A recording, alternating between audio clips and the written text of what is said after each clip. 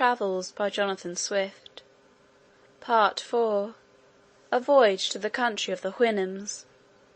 Chapter 3. The author studies to learn the language.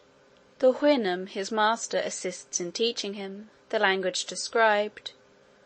Several Houyhnhnms of quality come out of curiosity to see the author.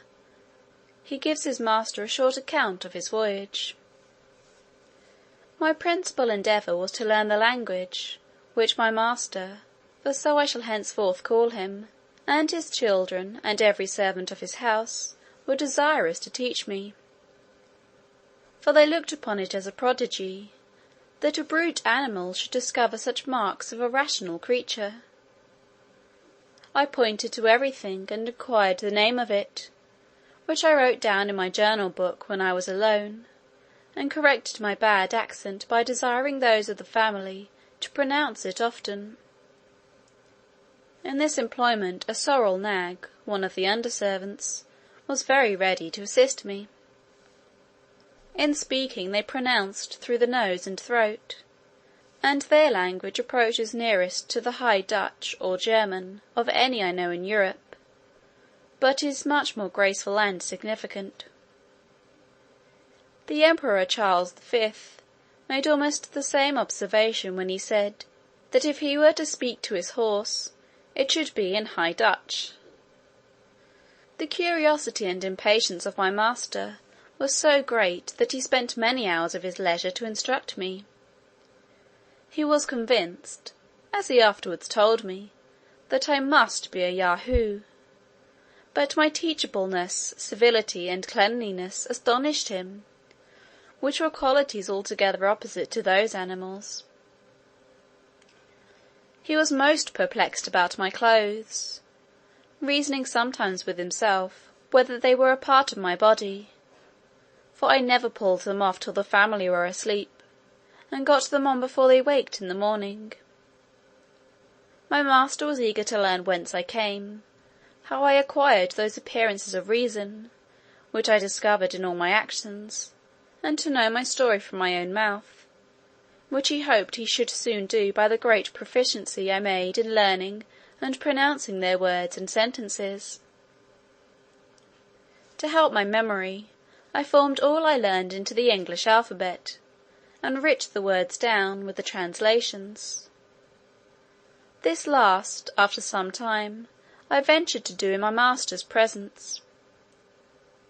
It cost me much trouble to explain to him what I was doing, for the inhabitants have not the least idea of books or literature.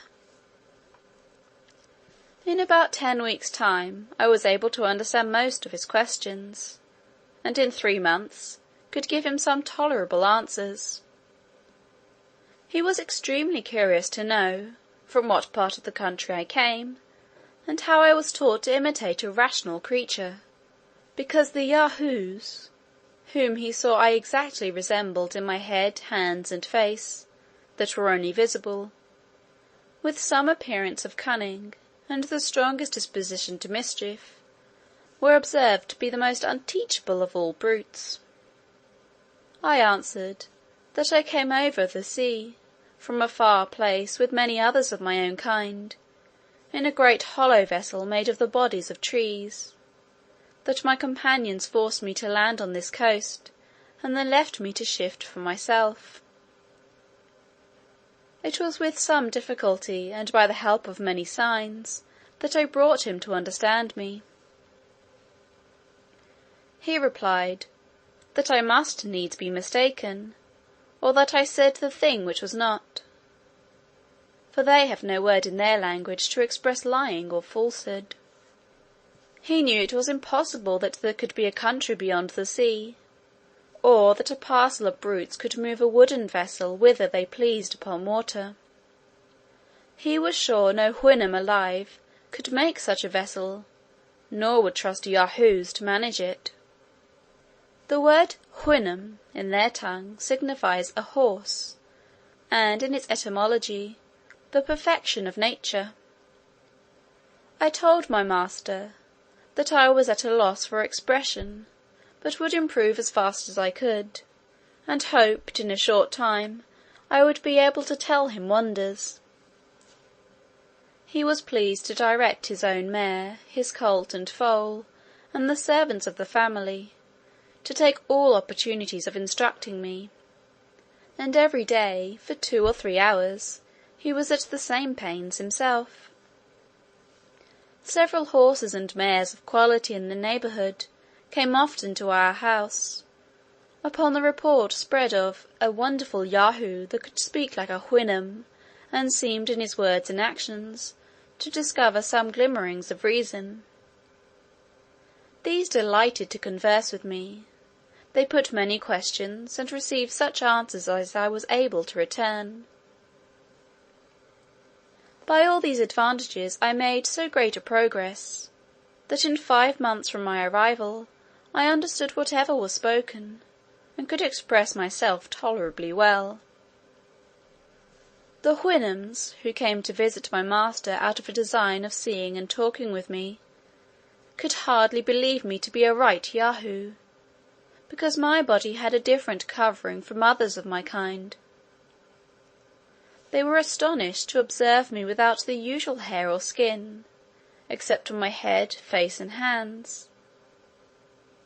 But I discovered that secret to my master upon an accident which happened about a fortnight before. I have already told the reader that every night, when the family were gone to bed, it was my custom to strip and cover myself with my clothes.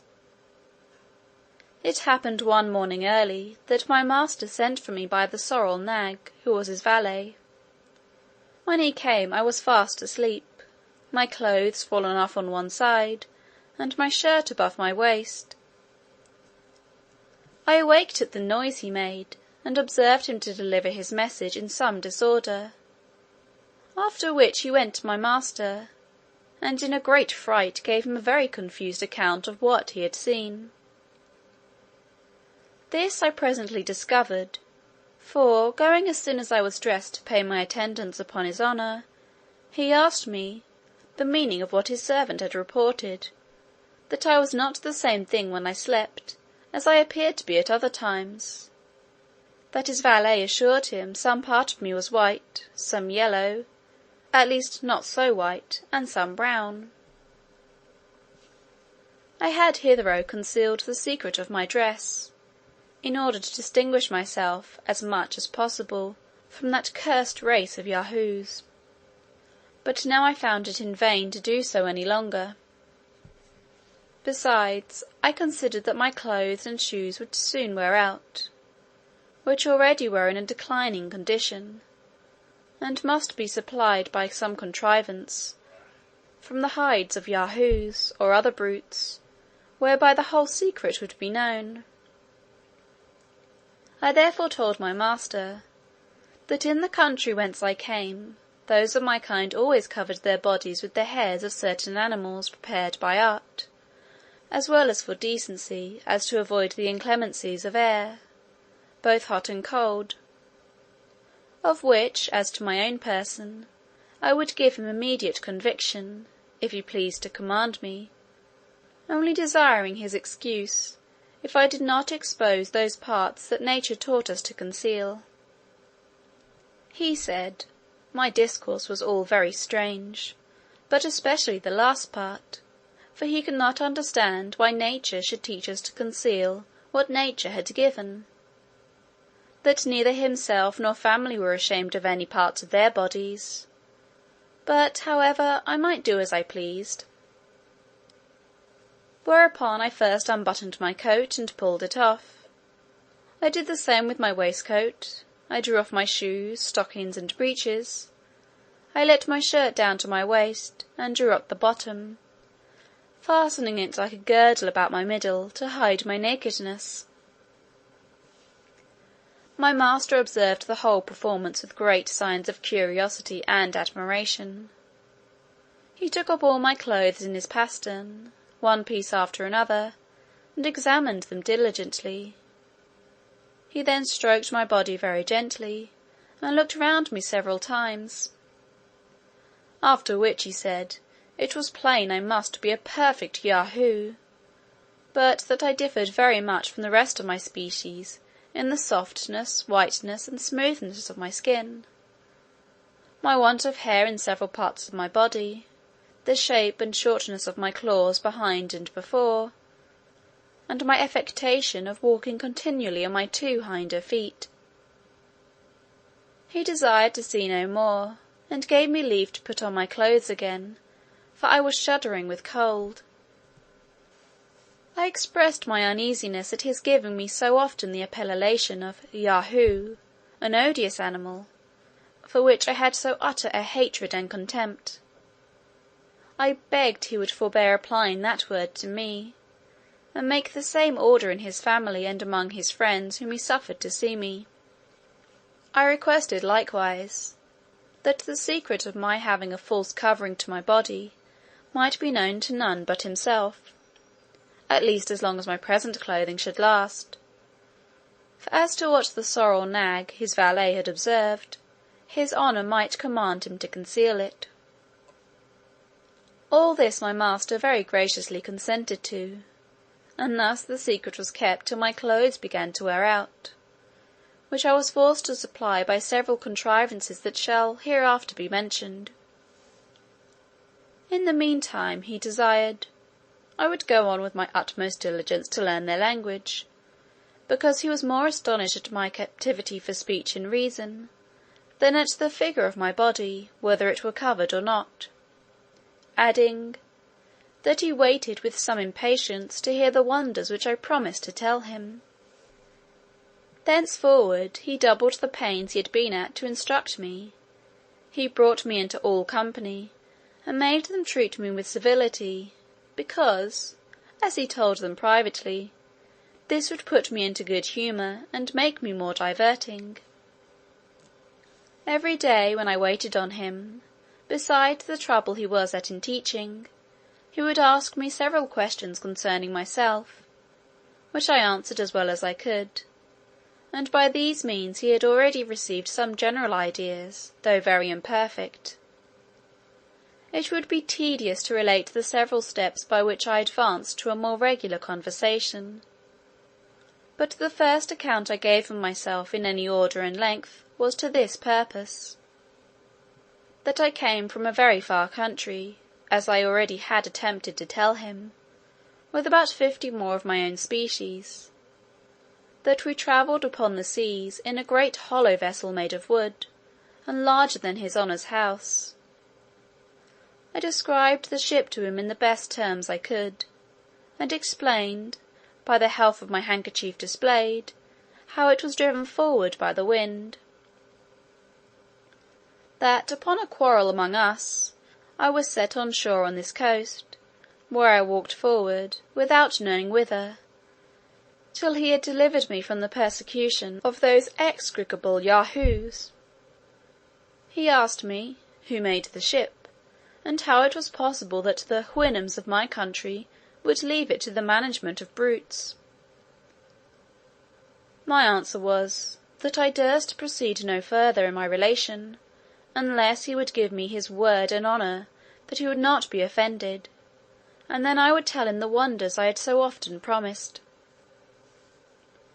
He agreed, and I went on by assuring him, that the ship was made by creatures like myself, who, in all the countries I had travelled, as well as in my own, were the only governing rational animals; and that upon my arrival hither, I was as much astonished to see the Houyhnhnms act like rational beings, as he or his friends could be in finding some marks of reason in a creature he was pleased to call a Yahoo; to which I owned my resemblance in every part, but could not account for their degenerate and brutal nature.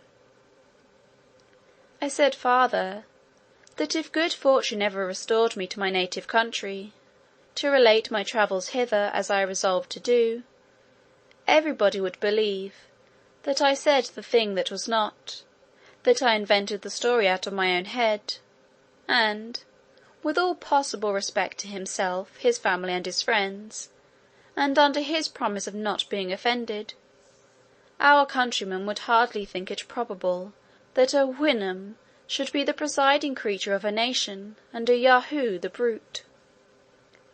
End of Part 4, Chapter 3.